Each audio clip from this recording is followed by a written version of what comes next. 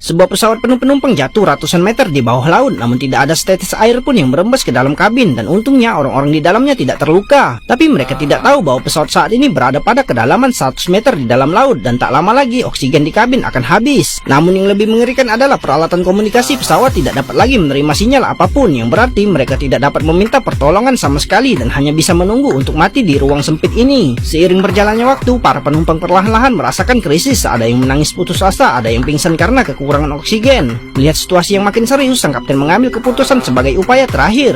Ia secara pribadi akan mengirimkan penerima sinyal ke permukaan laut. Tapi pada kedalaman 100 meter di bawah laut, tanpa perlindungan lambung pesawat, organ-organ internal tubuh manusia akan sangat tertekan. Tapi sekarang ini adalah satu-satunya cara untuk menyelamatkan penumpang. Kapten dan asistennya segera mengenakan jaket pelampung keselamatan, dan orang-orang yang menanggapi segera menutup pintu baja yang menghubungkan ke kabin. Akan tetapi meskipun rencananya terdengar sederhana, namun sangat sulit dilaksanakan. Ketika kapten mencoba membuka pintu menggunakan seklar otomatis, ia tidak menyadari bahwa mesinnya telah mengalami hubungan arus pendek. Namun saat ia sedang memperbaiki pesawat, tiba-tiba tekanan air yang sangat besar menerobos pintu kabin. Ketinggian air di kabin naik dengan cepat dan kopilot pingsan di tempat akibat benturan yang kuat itu. Tak ada pilihan lain bagi sang kapten kecuali menyerahkan oksigen, menahan napas dan membuka bungkusan itu dengan susah payah di dalam air.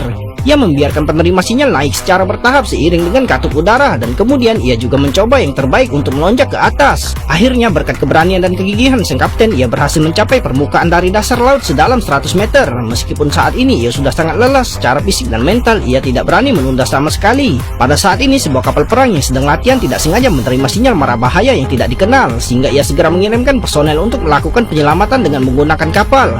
Kapten yang kelelahan diselamatkan dengan sangat cepat. Ketika sang kapten perang mengetahui bahwa masih ada satu pesawat penuh orang yang berjuang di dasar laut, ia tahu bahwa jika masalah ini tidak ditangani dengan benar, seluruh angkatan laut akan ternoda rasa malu. Jadi ia mengerahkan semua orang di kapal untuk mencari dan menyelamatkan. Setelah upaya tak henti-hentinya, tim penyelamat akhirnya menemukan pesawat yang jatuh.